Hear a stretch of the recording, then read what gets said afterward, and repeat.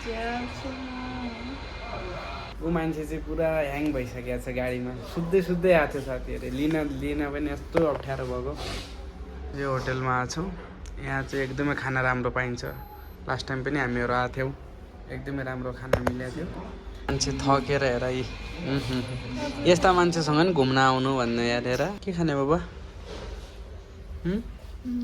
हामीहरू चाहिँ मेनु हेरिरहेछौँ साथीहरू। यहाँ चाहिँ सुपहरू पनि पाइँदो रहेछ। सुप चाहिँ आइसकेको छ है। सुप हेर्नुहोस्, चिकन मन्चो सुप हेर्नुहोस्, एकदमै राम्रो छ है त। कस्तो लाग्छ? ऊ हेर मान्छे हेर्नु सुतिरहेछ। ल खै ट्राई गर सुप कस्तो छ। गरम छ है, ल खाऊ त।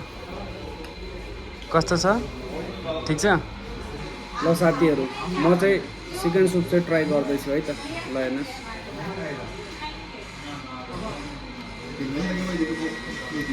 एकदम मस्त छ साथीहरू। चिकन मन्चो सुप भन्छ नि, एकदम बबाल छ, राम्रो छ। साइडमा यो पनि छ। प्लेट दिएको 1 घन्टा भइसक्यो, खाना कहिले आउने हो थाहा छैन। वेट गरे भोकले खत्तम भइसक्यो पेट यहाँ। यो चाहिँ कबाब आयो है साथीहरू, कबाब र बिरयानी। ल हेर्नुहोस्, एकदमै राम्रो छ यहाँको बिरयानी अनि कबाब हेर्नुहोस्।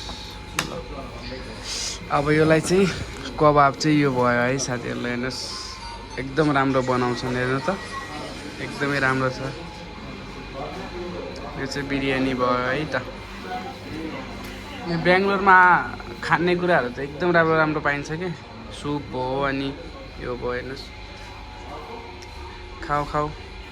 ल म चाहिँ बिरयानी हाल्दैछु है त। बिरयानी कस्तो छ ट्राई गर्छु है।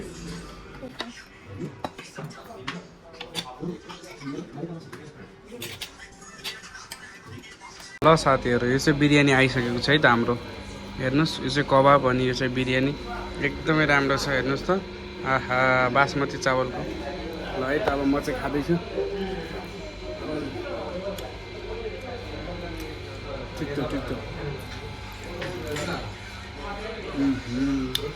एकदम राम्रो छ साथीहरू।